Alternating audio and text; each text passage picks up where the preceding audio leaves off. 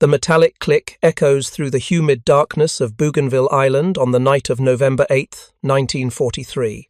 Private First Class Robert Leckie crouches in his foxhole, fingers trembling as he slides another 8-round en-bloc clip into his M1 Garand rifle. The distinctive ping of the previous clip ejecting had been swallowed by the jungle's oppressive silence just seconds ago.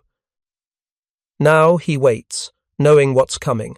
40 meters away, through the tangled vines and rain-soaked undergrowth, Japanese soldiers of the 6th Infantry Division are preparing their assault.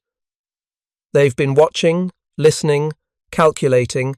Their doctrine, refined through years of conquest across China and Southeast Asia, tells them that American riflemen are vulnerable during reload, that precious window when a bolt must be worked, when a magazine must be changed, when courage can overcome firepower.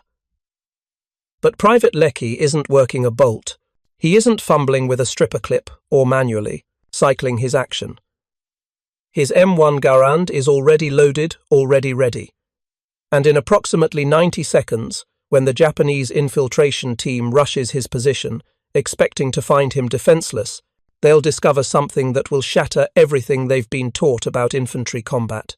If you're enjoying this deep dive into the story, hit the subscribe button and let us know in the comments from where in the world you are watching from today. What happened on Bougainville that night wasn't an isolated incident. It was a microcosm of a technological revolution that transformed the Pacific War. The Japanese Imperial Army entered World War II as one of the most experienced infantry forces on Earth. Their soldiers hardened by campaigns across Asia, their tactics proven against Chinese, British, and Dutch colonial forces. They possessed absolute confidence in their doctrine, their training, and their spiritual superiority. Then they encountered the M1 Garand, and everything changed. To understand the magnitude of this transformation, you need to step back to 1936, to the quiet workshops of Springfield Armory in Massachusetts, where a Canadian-born firearms designer named John Garand was completing work on a weapon that would redefine infantry warfare. Garand had been laboring for over a decade on a seemingly impossible challenge, creating a semi-automatic rifle, reliable enough, durable enough, and powerful enough to serve as standard issue for an entire army. Every major military power recognized the theoretical advantages of semi-automatic fire. A rifle that automatically ejected spent cartridges and chambered fresh rounds without manual manipulation could multiply a soldier's effective firepower. But the engineering challenges were immense. Semi-automatic actions required precise tolerances, complex gas systems, and components that could withstand the brutal realities of combat in mud, sand, rain, and tropical heat. Most armies concluded the technology wasn't ready for mass adoption. Britain continued refining its bolt-action Lee Enfield. Germany invested in the Carabiner 98K, another bolt-action design descended from Mauser's 19th-century innovations. Japan standardized the Arisaka Type 38 and Type 99, reliable bolt-action rifles that served their infantry doctrine adequately. The United States made a different choice. On January 9, 1936, the U.S. Army officially adopted Garand's design as the rifle caliber .30, M1. It was a revolutionary decision that placed America's faith in industrial capacity and technological innovation over traditional military conservatism. By 1941, when the United States entered World War II, production was ramping up to unprecedented levels. Springfield Armory and Winchester Repeating Arms would eventually manufacture over 4 million M1 Garands during the war years. The rifle itself was deceptively simple in appearance. It measured 43.6 inches in length, weighed 9.5 pounds, and fired the powerful .3006 Springfield cartridge, the same round that had served American forces since World War I. The walnut stock and parkerized metal finish gave it a utilitarian appearance, nothing fancy or intimidating about its external design. But the mechanics inside transformed infantry combat forever. The M1 Garand operated on a gas system that harnessed the energy from each fired round to automatically cycle the action. When a Marine or soldier squeezed the trigger, propellant gases drove the bullet down the 24-inch barrel. A small port near the muzzle diverted some of those gases into a cylinder beneath the barrel, where they drove a piston backward. This piston was connected to an operating rod that unlocked the bolt, extracted the spent cartridge case, ejected it, cocked the hammer, and chambered a fresh round from the 8-round NN block clip. The entire cycle took a fraction of a second. A trained rifleman could fire all 8 rounds in under 6 seconds with reasonable accuracy. More importantly, he could maintain a sustained rate of fire between 40 and 50 aimed shots per minute, more than double what even the most skilled bolt-action rifleman could achieve. General George Smith Patton, Jr., never one for understatement, would later call it the greatest battle implement ever devised. His assessment, while characteristically bombastic, wasn't far from the truth. The M1 Garand gave every American infantryman firepower that had previously required crew-served weapons or specialized automatic rifles. But the rifle's technical specifications tell only part of the story. What made the M1 Garand truly revolutionary was how it changed the fundamental mathematics of infantry combat, and nowhere would this transformation be more dramatically illustrated than in the Pacific Theater, where it would collide with Japanese tactical doctrine in ways neither side fully anticipated. The Japanese Imperial Army that American forces encountered in 1942 was built on foundations very different from Western military traditions. Their infantry doctrine emphasized what they called seishin koiku, spiritual education, the cultivation of fighting spirit that would overcome material disadvantages through sheer force of will. This wasn't mere propaganda. It was deeply embedded in training, tactics, and institutional culture. Japanese soldiers underwent brutal preparation designed to forge absolute obedience and fearlessness. Training regimens included beatings meant to build psychological resilience, forced marches that tested physical endurance beyond Western standards, and constant indoctrination in the concept of gyokusai, honorable death rather than surrender. The result was an infantry force capable of extraordinary courage and willing to accept casualty rates that would have shattered Western units.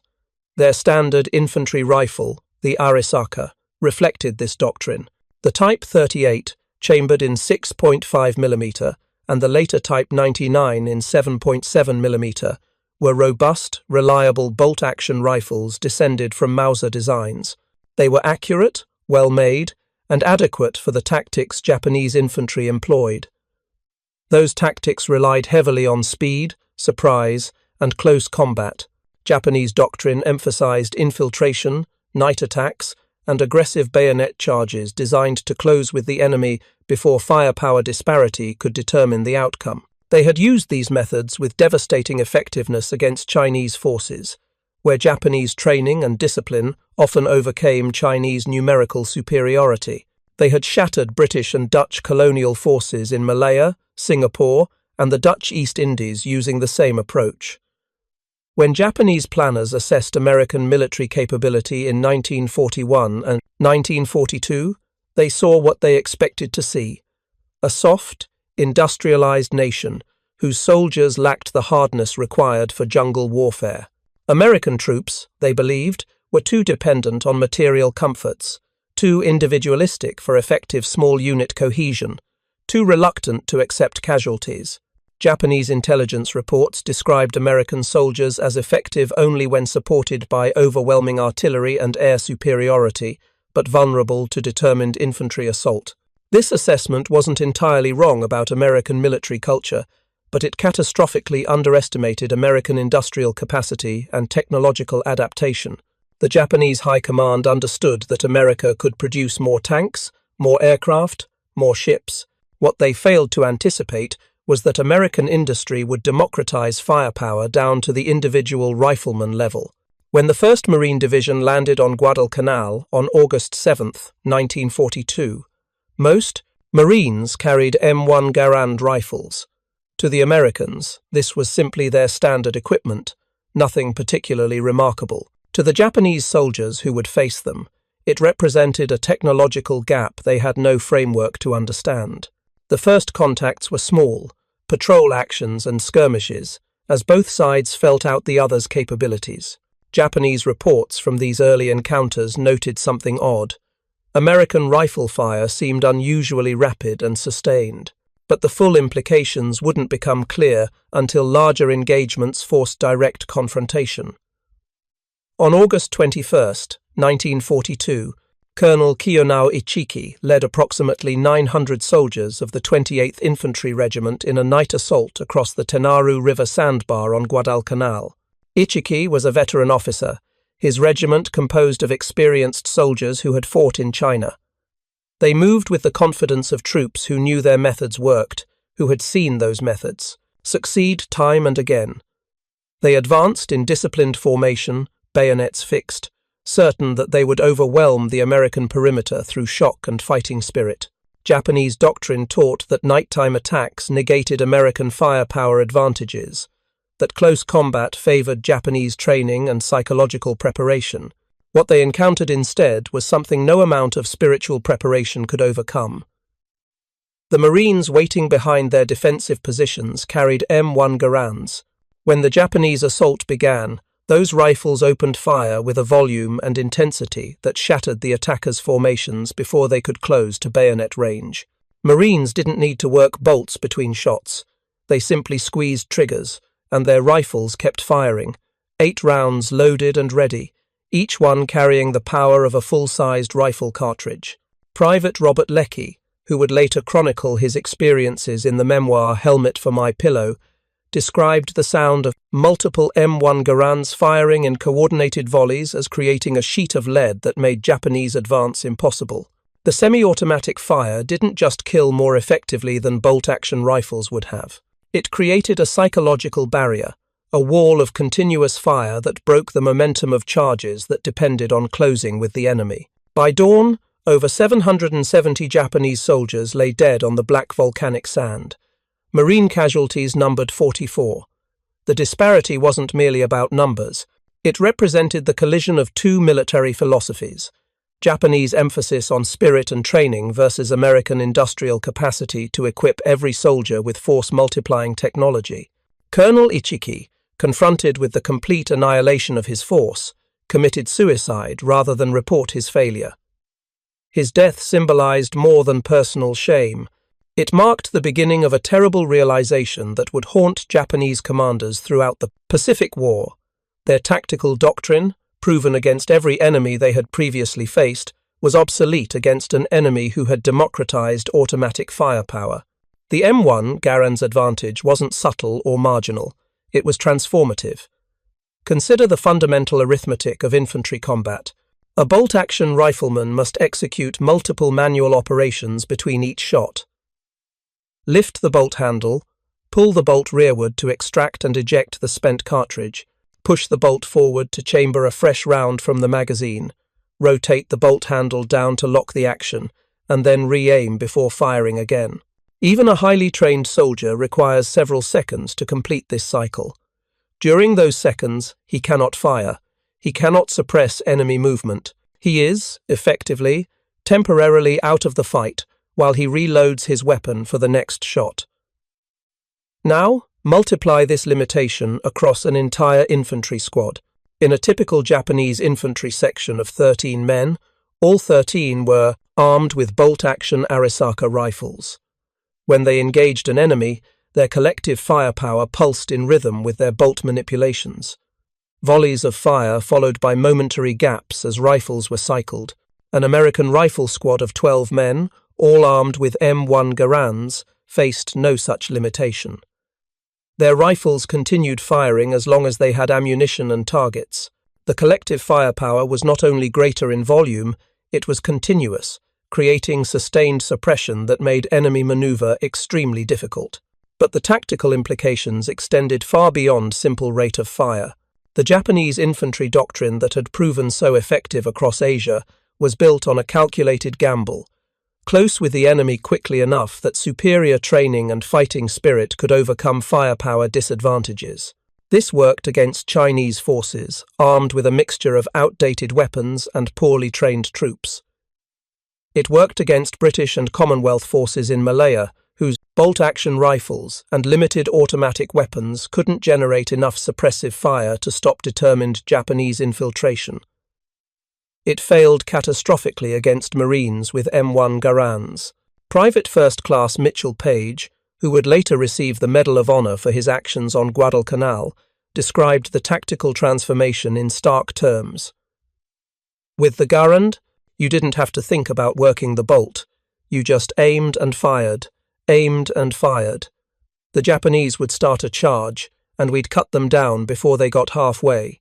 They couldn't understand why they couldn't close with us. This wasn't merely about killing more efficiently. The M1 Garand changed the psychological dynamics of infantry combat. Japanese soldiers were trained to accept casualties as necessary sacrifices in achieving close combat, where their bayonet skills and fighting spirit would determine victory.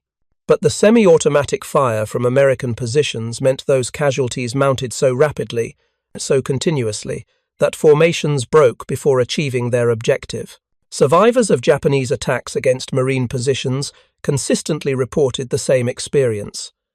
The overwhelming volume of American rifle fire created a perception that they were facing machine gun positions when, in reality, they were encountering ordinary riflemen whose weapons simply didn't require manual cycling between shots.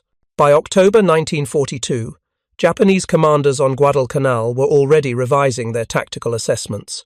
Reports sent back to headquarters in Rabaul noted that American rifle fire was unexpectedly heavy and sustained.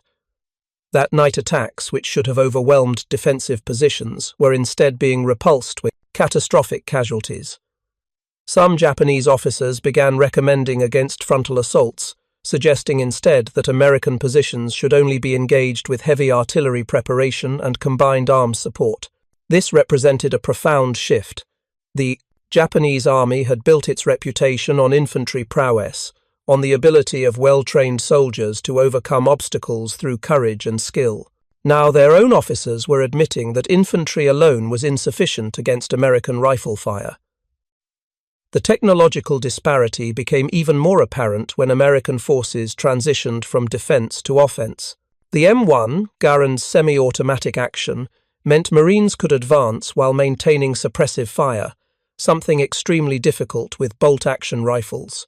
A Marine squad conducting a patrol could put down continuous fire while maneuvering, with some men firing while others moved, creating a rolling barrage that kept Japanese defenders suppressed. Corporal John Garand, another Medal of Honor recipient, employed this tactic during the Battle for Henderson Field in October 1942. When his machine gun position was being overrun, he grabbed an M1 Garand from a fallen Marine and used it to cover the withdrawal of wounded men, firing so rapidly that Japanese attackers believed they were facing multiple defenders. The rifle's 8-round capacity and semi-automatic action allowed him to maintain continuous fire without the vulnerable reload periods that bolt-action rifles required.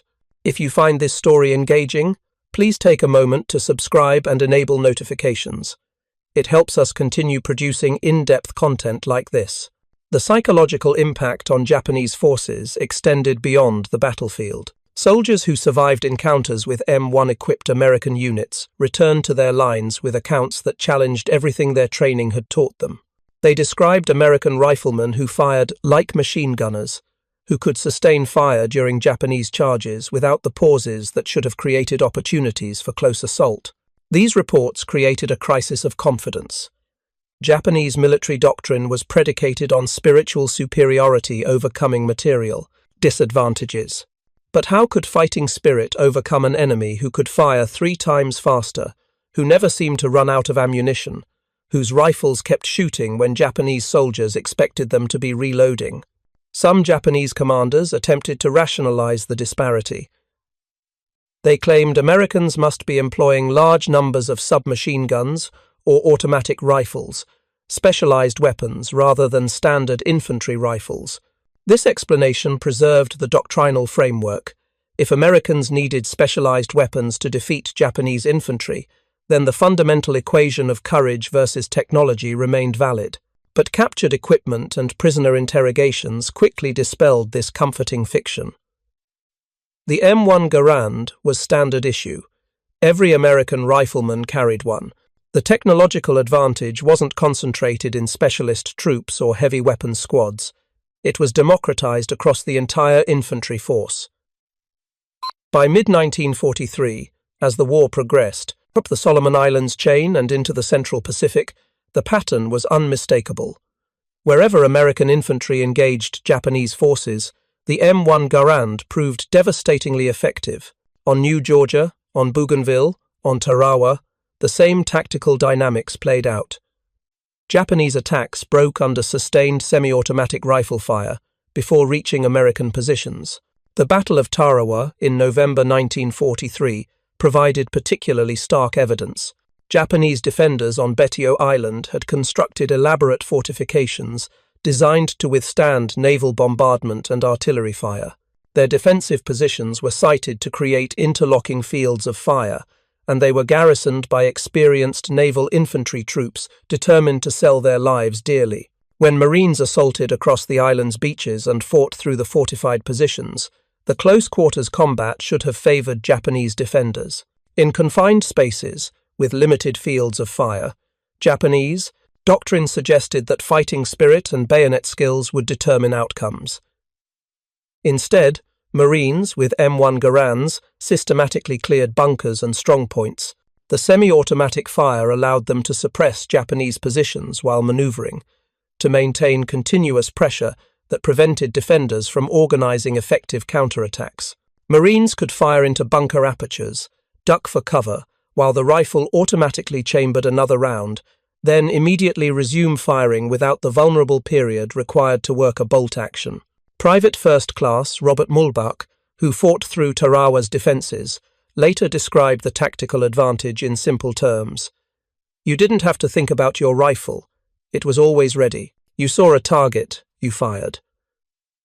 The Japs would pop up to shoot, and by the time they worked their bolts, we'd already put 2 or 3 rounds on them. The casualty statistics from Tarawa were horrific on both sides, nearly 1,000 Americans killed and over 2,000 wounded. But Japanese casualties exceeded 4,500 dead out of a garrison of 4,800.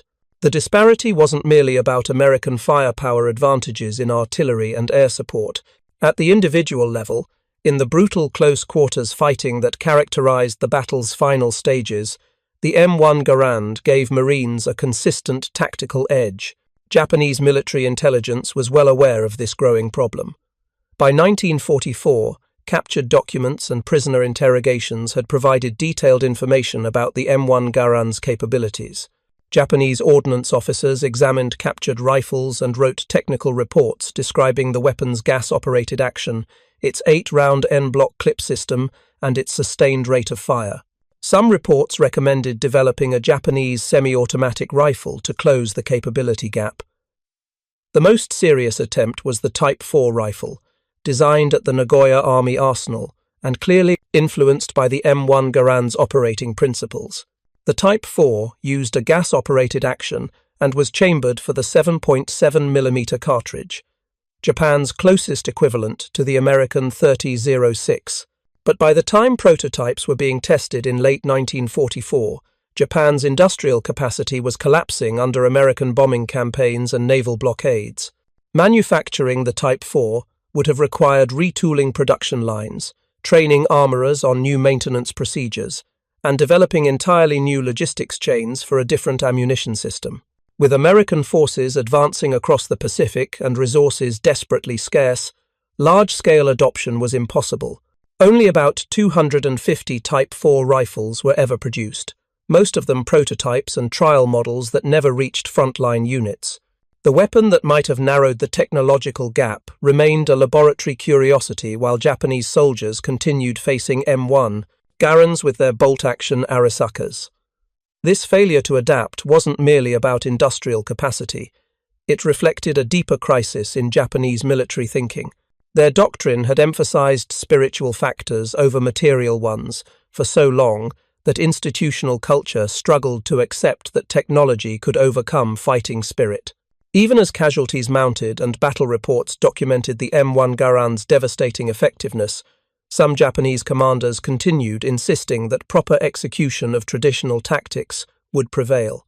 Lieutenant General Tadamichi Kuribayashi, who would command Japanese forces on Iwo Jima, represented a rare exception to this institutional blindness.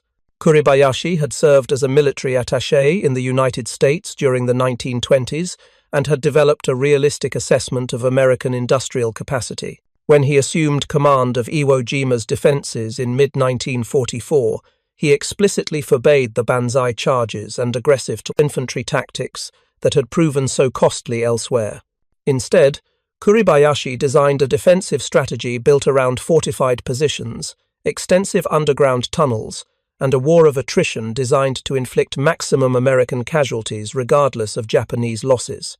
His directives to his troops acknowledged reality. We cannot expect to defeat the Americans in open combat. Their weapons are superior, their firepower overwhelming. Our only hope is to make them pay such a price that their will to continue fighting is broken. Even Kuribayashi's realistic assessment, however, couldn't overcome the fundamental disparity. When Marines assaulted Iwo Jima in February 1945, they faced the most sophisticated Japanese defensive system of the Pacific War.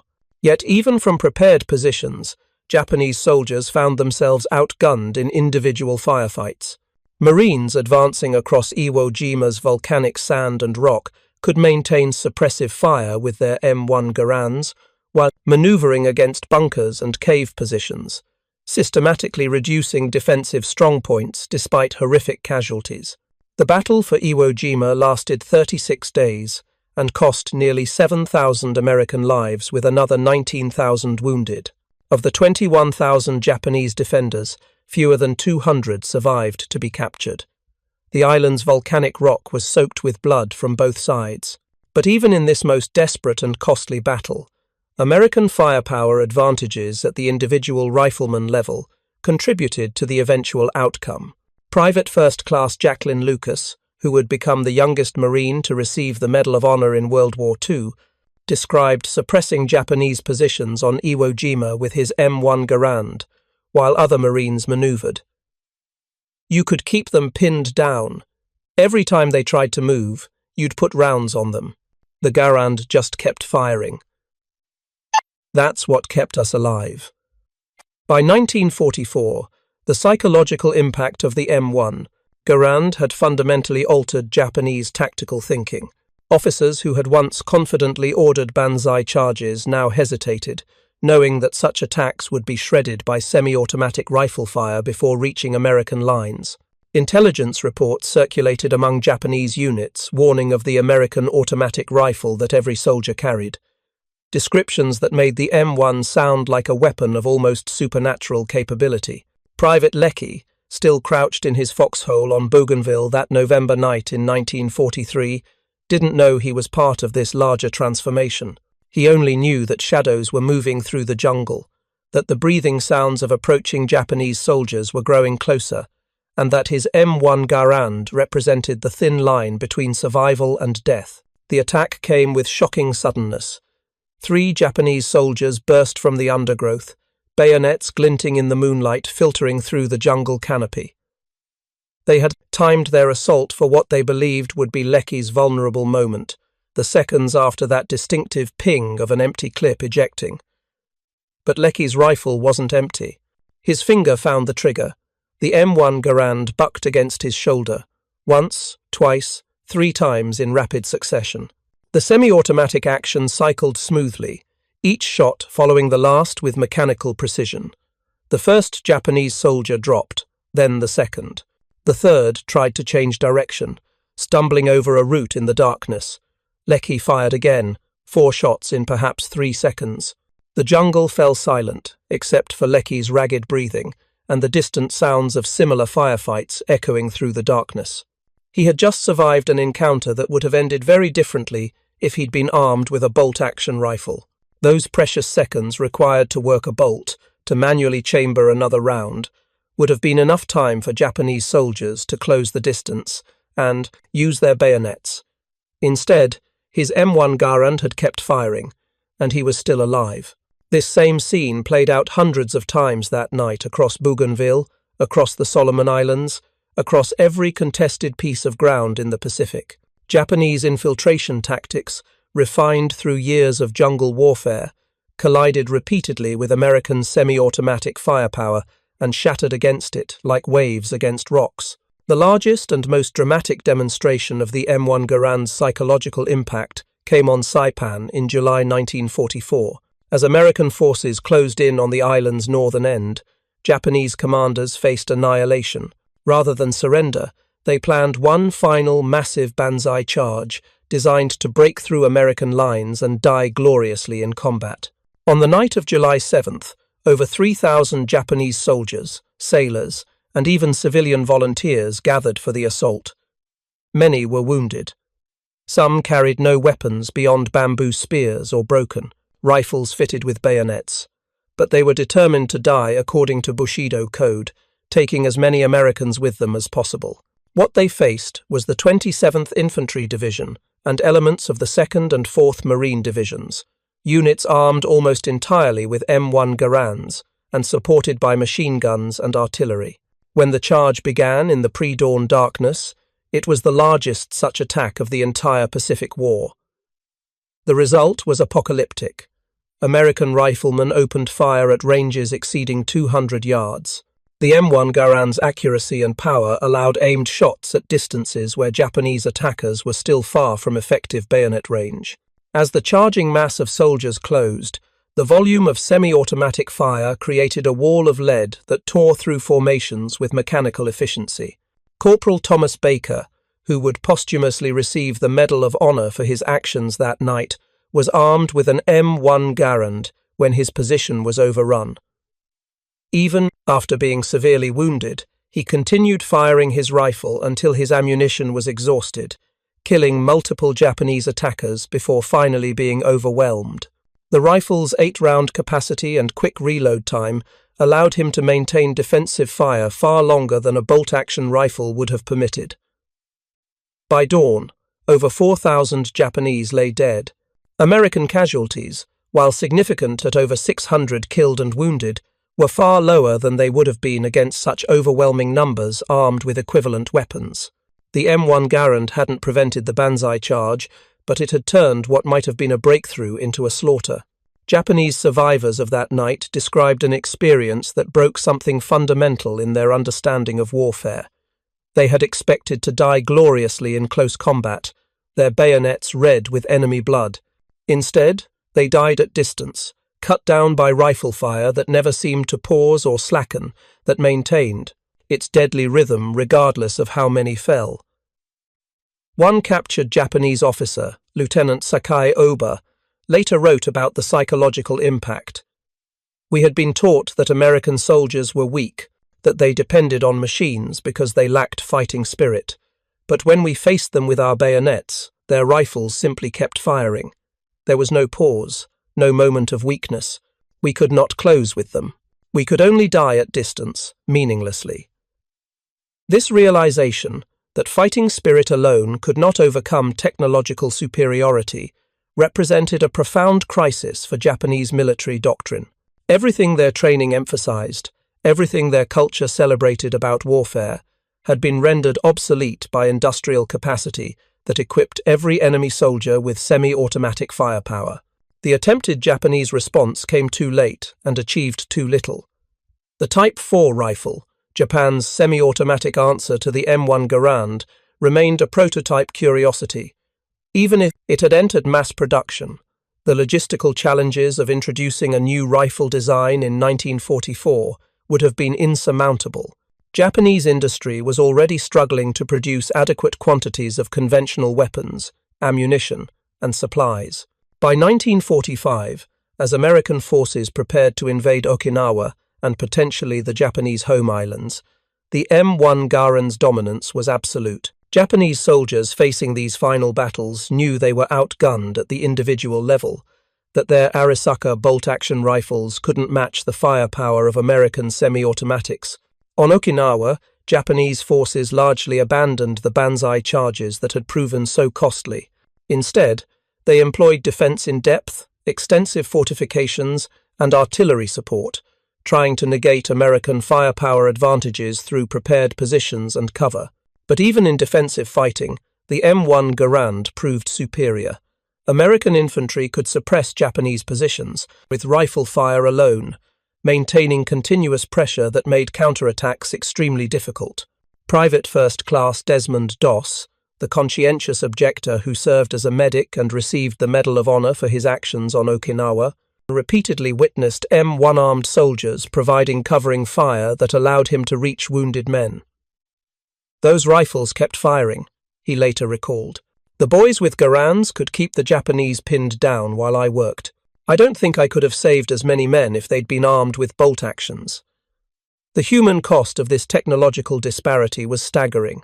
Over 100,000 Japanese soldiers died on Okinawa, many of them killed by small arms fire in desperate defensive actions where they simply couldn't generate enough firepower to halt American advances. The M1 Garand wasn't solely responsible for these casualties. Artillery, machine guns, flamethrowers, and grenades all played their roles. But at the individual level, in the countless small firefights that characterized Pacific combat, the semi-automatic rifle gave American forces a consistent, measurable advantage. When Japan surrendered in August 1945, the M1 Garand had fired its last shots in anger, at least in World War II. But its impact on military thinking extended far beyond the immediate conflict. Every major military power recognized that semi-automatic rifles represented the future of infantry weapons. The Soviet Union developed the SKS. Britain eventually adopted the L1A1 self-loading rifle. Even nations that had resisted semi-automatic adoption during the war scrambled to field similar weapons afterward. The rifle that John Garand designed in the quiet workshops of Springfield Armory had changed warfare forever. It had proven that industrial capacity, intelligently applied to individual soldier equipment, could multiply combat effectiveness beyond what doctrine and training alone could achieve. The Japanese army learned this lesson in blood, their soldiers falling in waves to firepower they had no framework to understand or counter.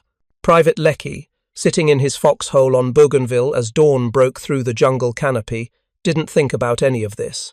He simply reloaded his M1 Garand with a fresh 8-round clip, the metal sliding home with a satisfying click. Around him, other Marines were doing the same, checking their weapons, accounting for ammunition expenditure, preparing for whatever the day might bring. They didn't know they were carrying the most advanced infantry rifle in the world. To them, it was simply their rifle, the weapon they had been issued, the tool that kept them alive. But in the larger context of the Pacific War, those M1 Garands represented a revolution in infantry combat, a technological edge that helped determine the outcome of countless battles and ultimately contributed to Allied victory. The 8-round clip, the semi-automatic action, the reliable gas system, these weren't just engineering features. They were force multipliers that transformed ordinary soldiers into devastating infantry combatants. The Japanese army, for all its courage and tactical skill, never found an answer to this fundamental disparity. Their soldiers continued fighting with bolt-action rifles against an enemy who could fire 3 times faster, who never seemed to pause for reloading, whose rifles kept shooting when Japanese doctrine said they should be vulnerable. In the end, that difference mattered more than fighting spirit, more than training, more than any amount of courage or dedication. The M1 Garand didn't win the Pacific War by itself. But in the hands of Marines and soldiers across thousands of miles of contested jungle, beach, and volcanic rock, it gave American forces an edge that Japanese commanders could never overcome. The sun climbed higher over Bougainville, burning away the morning mist and illuminating the cost of the previous night's fighting. Private Leckie cleaned his rifle carefully, removing the dirt and moisture that the humid jungle night had deposited on the metal and wood. The M1 Garand had saved his life, and he knew it. More importantly, it had saved the lives of thousands of other American soldiers and Marines who might have died if they'd been armed with bolt-action rifles against an enemy famous for close combat prowess. The rifle weighed 9.5 pounds, measured just over 43 inches in length, and cost the American government approximately $85 to manufacture. But its value couldn't be measured in pounds or dollars. It could only be measured in lives saved, battles won, and a war brought to an end through the application of industrial capacity to the fundamental problems of infantry combat. General Patton's assessment, delivered with his characteristic bombast, wasn't far wrong. The M1 Garand truly was one of the greatest battle implements ever devised, not because of any single technical feature, but because it represented the intelligent application of technology to amplify human capability. In the hands of frightened teenagers from farms and cities across America, it became a weapon that changed warfare forever and helped determine the outcome of the largest conflict in human history. Thank you for watching. For more detailed historical breakdowns, check out the other videos on your screen now, and don't forget to subscribe.